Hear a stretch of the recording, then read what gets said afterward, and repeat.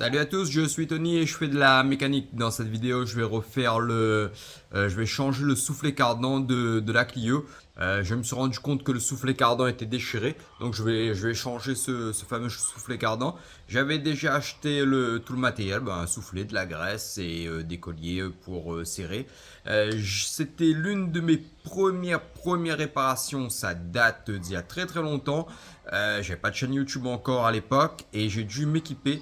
J'ai dû acheter tout le matériel, donc c'était pour ça que j'avais acheté le compresseur et c'était aussi pour ça que j'avais acheté un expandeur pneumatique pour souffler cardan. J'avais essayé toutes les méthodes possibles avec des bouteilles, avec des connes et tout pour remettre le soufflet cardan sur, c'était sur la 4 jar à l'époque.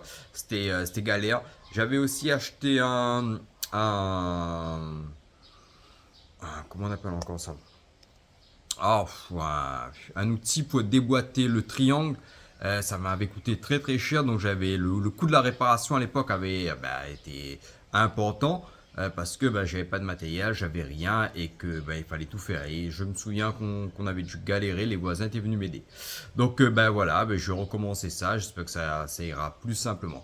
Donc c'est ce que vous allez voir dans cette petite vidéo. Pensez à bien vous abonner, ça fait toujours plaisir, et à commenter aussi.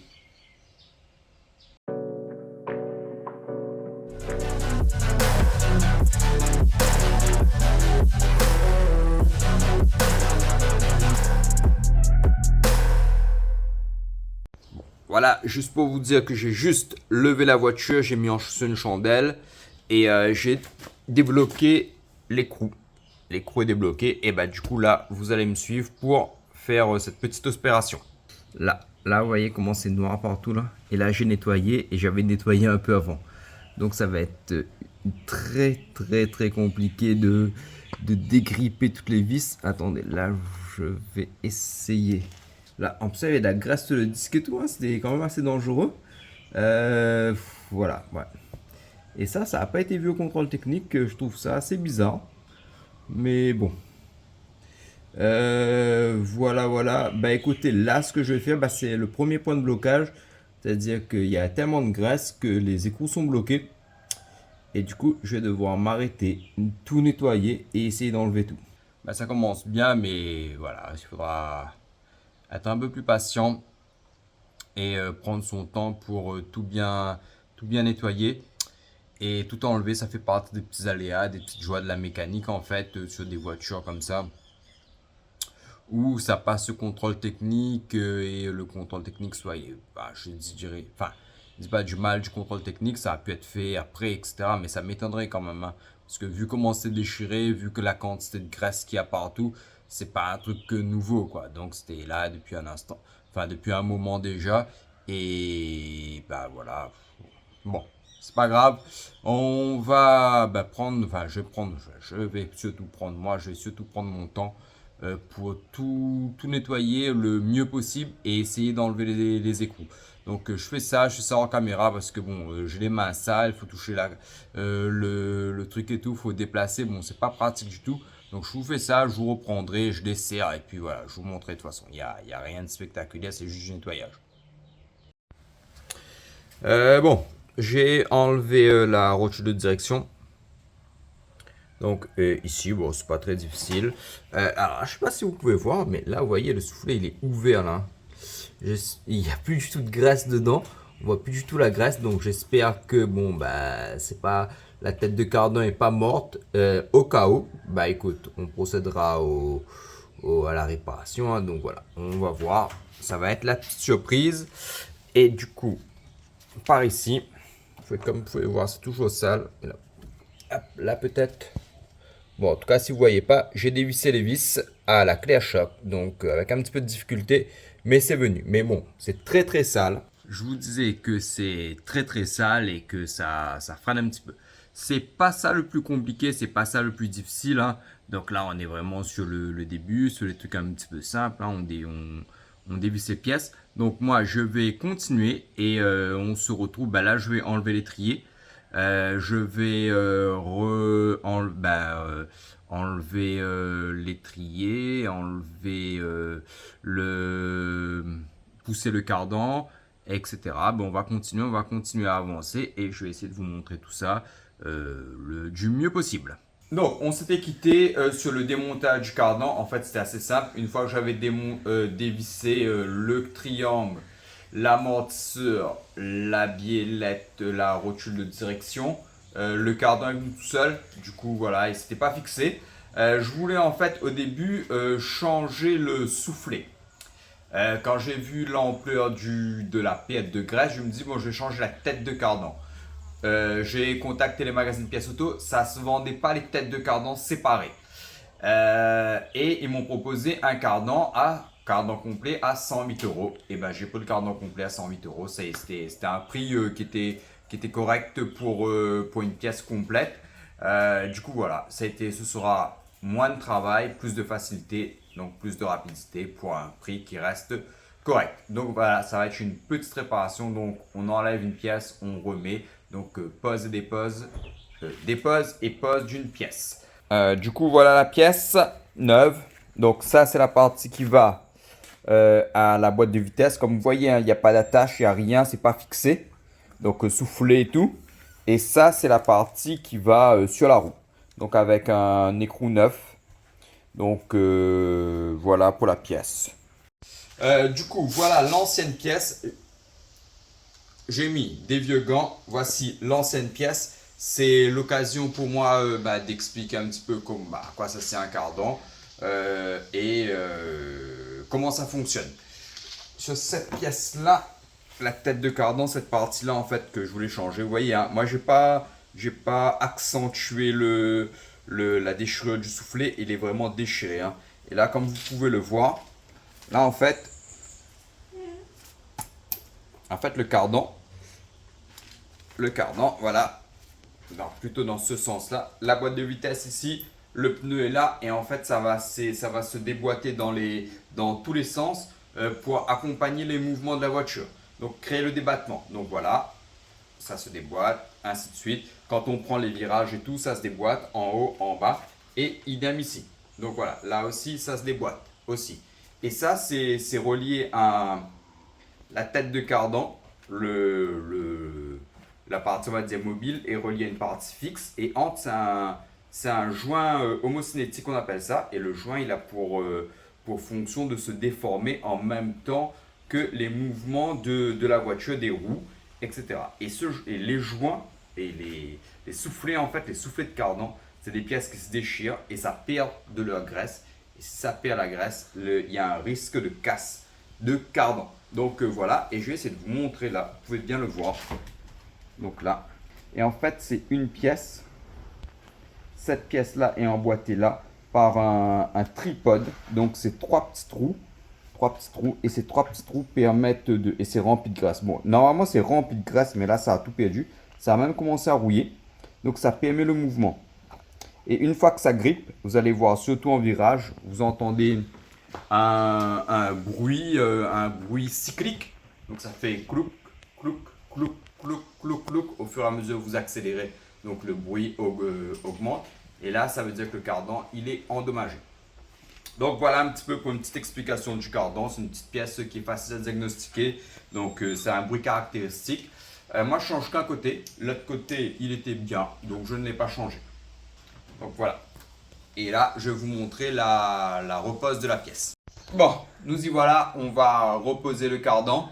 Même si c'est encore un peu sale et tout, je vais poser le cardan, remonter au maximum, continuer le nettoyage et finir l'opération comme ça. Parce que c'est voilà, un des gros risques quand on laisse la graisse du soufflet cardan s'échapper, c'est que ça salit vraiment partout. C'est une graisse épaisse, noire, qui devient pâteuse avec l'humidité, l'air, etc. Ça absorbe la saleté. C'est vraiment un truc très difficile à enlever. Donc voilà, donc c'est pour ça qu'il il faut pas laisser du tout. Dès qu'on voit que le soufflet est déchiré, au moins on change le soufflet. Donc voilà, avant que ça détériore d'autres pièces. Donc voilà, on y va. Voilà notre petit assistant de mécanique pour aujourd'hui. Il s'appelle Cross et il est très curieux. voilà, on y va pour notre soufflé cardan. Alors moi-même j'y vois rien. Voilà. Allez, on y va. Je mets ma grosse tête. J'ai emboîté le cardan dans la partie boîte de vitesse en fait.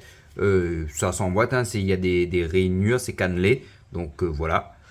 J'ai placé par la suite l'étrie, disque de frein et le moyeu.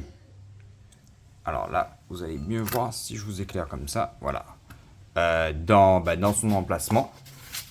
Voilà. Et en fait, quand on fait levier sur le disque, j'ai réemboîté le cardan. Donc là, il bougera plus. J'ai un écrou que je mets par sécurité. Il me restera à mettre la biellette, l'étrier et à faire un gros nettoyage. Remettre la roue par la suite, mais voilà. Donc il n'y avait rien. Du coup, c'était une petite opération très très simple. Je vais continuer. Je vais vous montrer tout le reste. Et quand j'aurai... Ah, il y a quelque chose sur ma voiture. Et quand j'aurai tout reposé, je vous montrerai aussi. Il n'y a pas de souci, mais là, le problème, c'est qu'il n'y a pas du tout d'éclairage. Il fait un peu gris aujourd'hui, donc il n'y a pas d'éclairage du tout. Et j'arrive pas à avoir un bon éclairage pour bien vous montrer. Donc ce sera un problème que j'essaierai de résoudre pour les prochaines fois. Donc voilà, je vais continuer et je vais vous reprendre par la suite. Du coup voilà, j'ai reposé la biellette. Et en fait, j'ai l'idée de changer la biellette. Du coup, je vais dévisser ici.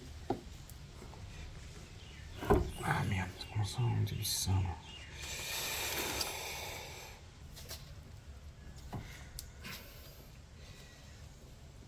Bon, du coup, hop, on va changer la biellette. J'avais changé de l'autre côté. Voilà, j'avais déjà pré-desserré. Donc voilà, on cale là, hop.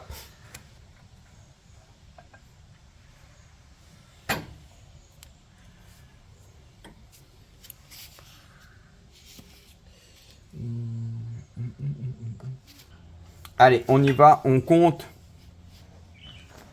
1, 2, 3, 4. Bon, vous avez compris le principe. On compte le nombre de tours pour savoir combien de tours il faut revisser pour mettre l'ancien, que ce soit à la même place. 4, 5, 8, 9, 10, 11, 13, 14, 18, 20. On va dire 20. Nouvelle pièce. Non, on compte 20 tours. Hein. Allez. 1, 2, 3, 4, 5, 20. Voilà. On resserre l'écrou. Voilà.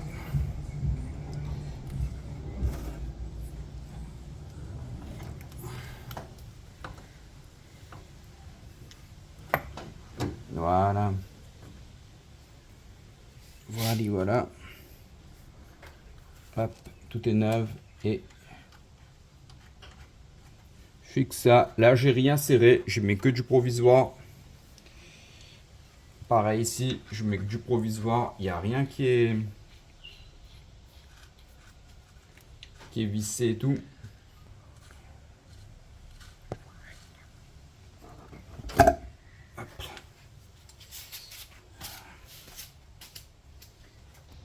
Bon, du coup là, je refixe le triangle.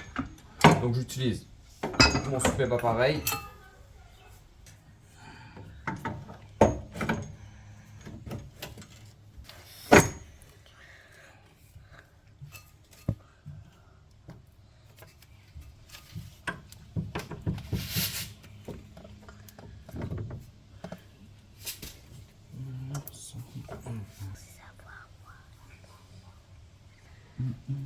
Non, là c'est pas bon, tu vois. Bon, me revoilà. J'ai terminé là le remontage du cardan, du triangle, de l'étrier de frein et j'avais changé aussi ça, je vous avais montré la rotule de direction. Donc voilà, j'ai terminé. Là, ce que je vais faire, c'est que je vais remettre la roue, déposer la voiture et serrer à la clé dynamométrique. Je crois que le couple de mémoire, c'est 120 ou 130 Nm. Je vérifierai avant.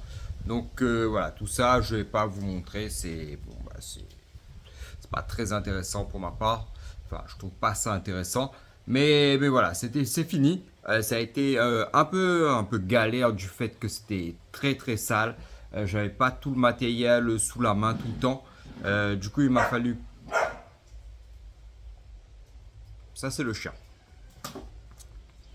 Ça, c'est notre petit cross. Il n'est pas très content que je fasse des vidéos apparemment. Pensez à vous abonner. Ah voilà, c'est le bon moment de vous dire pensez à vous abonner. Ça fait toujours plaisir.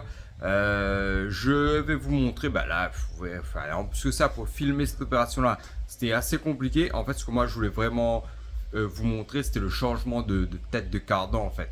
Mais ça n'a pas été possible. C'était plus facile pour moi, en fait, d'acheter un cardan neuf. Ça coûtait pas cher. Le poser, c'était aussi plus rapide.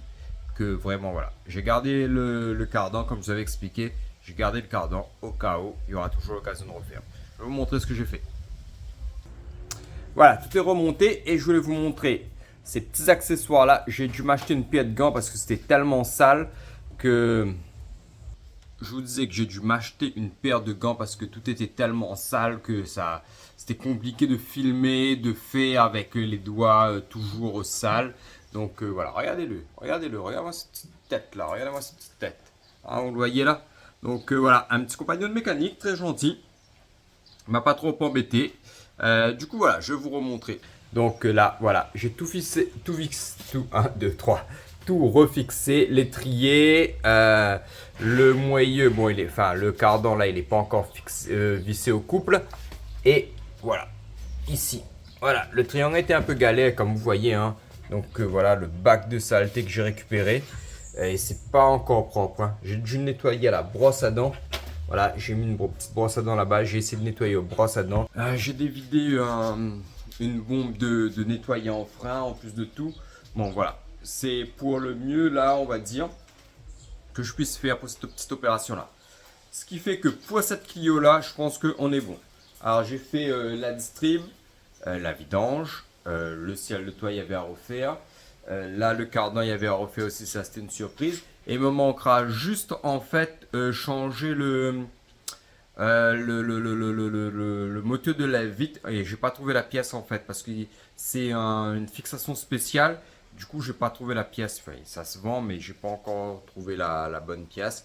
Et bah, dès que j'ai fait, je vous filmerai ça aussi. Donc voilà, prochainement. Donc merci à tous d'avoir suivi la vidéo. À très bientôt.